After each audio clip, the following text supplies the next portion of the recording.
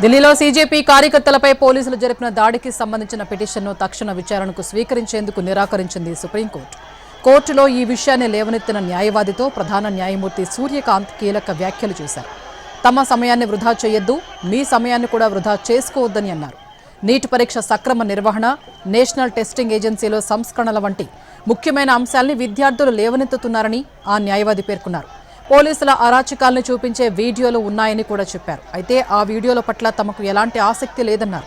వాటిని చూసే సమయం కూడా తమకు లేదన్నారు సీజేఐ. ఢిల్లీలో సీజేపీ కార్యకర్తలపై పోలీసులు జరిపిన దాడికి సంబంధించిన పిటిషన్ను తక్షణ విచారణకు స్వీకరించేందుకు నిరాకరించింది సుప్రీంకోర్టు. కోర్టులో ఈ విషయాన్ని లేవనెత్తిన న్యాయవాదితో ప్రధాన న్యాయమూర్తి సూర్యకాంత్ కీలక వ్యాఖ్యలు చేశారు. తమ సమయాన్ని వృధా చేయొద్దు, మీ సమయాన్ని కూడా వృధా చేసుకోవద్దని అన్నారు. నీట్ పరీక్ష సక్రమ నిర్వహణ, నేషనల్ టెస్టింగ్ ఏజెన్సీలో సంస్కరణలు వంటి ముఖ్యమైన అంశాల్ని విద్యార్థులు లేవనెత్తుతున్నారని ఆ న్యాయవాది పేర్కొన్నారు.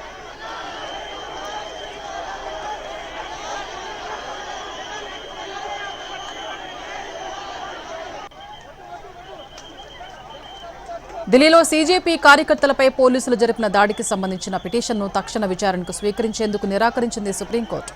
కోర్టులో ఈ విషయాన్ని లేవనెత్తిన న్యాయవాదితో ప్రధాన న్యాయమూర్తి సూర్యకాంత్ కీలక వ్యాఖ్యలు చేశారు. తమ సమయాన్ని వృధా చేయొద్దు, మీ సమయాన్ని కూడా వృధా చేసుకోవద్దని అన్నారు. నీటి పరీక్ష సక్రమ నిర్వహణ, నేషనల్ టెస్టింగ్ ఏజెన్సీలో సంస్కరణలు వంటి ముఖ్యమైన అంశాల్ని విద్యార్థులు లేవనెత్తుతున్నారని ఆ న్యాయవాది పేర్కొన్నారు. పోలీసుల అరాచకాలను చూపించే వీడియోలు ఉన్నాయని కూడా చెప్పారు. అయితే ఆ వీడియోల పట్ల తమకు ఎలాంటి ఆసక్తి లేదన్నారు. వాటిని చూసే సమయం కూడా తమకు లేదన్నారు సీజేఐ. మరిన్ని అప్డేట్స్ మా ప్రతినిధి రాజు అందిస్తారు ఫోన్లో. రాజు.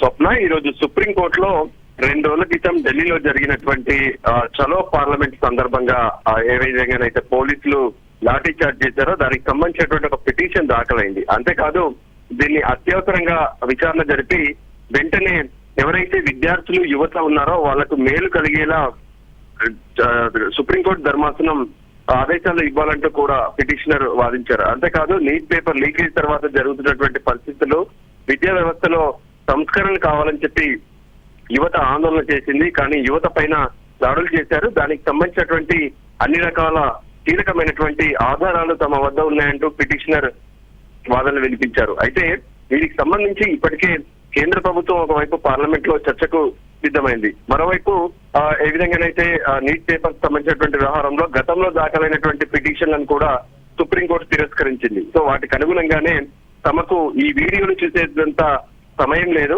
అనవసరంగా సమయం వృధా చేసుకోవద్దంటూ కూడా పిటిషనర్ కు chief justice of India justice Suryakant స్పష్టం చేశారు.